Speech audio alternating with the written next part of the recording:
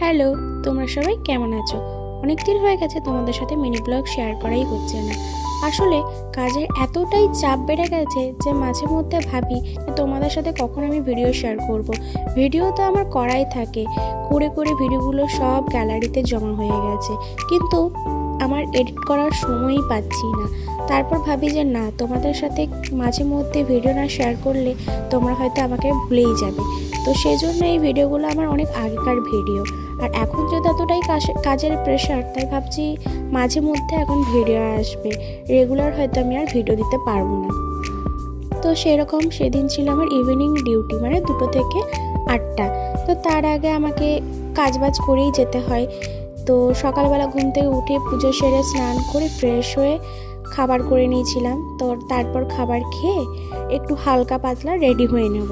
তো এই দেখতে পাচ্ছ এখানে হালকা পাতলা রেডি হয়ে যাচ্ছি।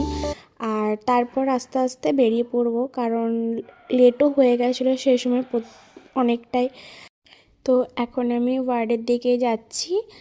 আর এখানে তো ড্রেস করে নিয়েছি, তো চলো টাটা।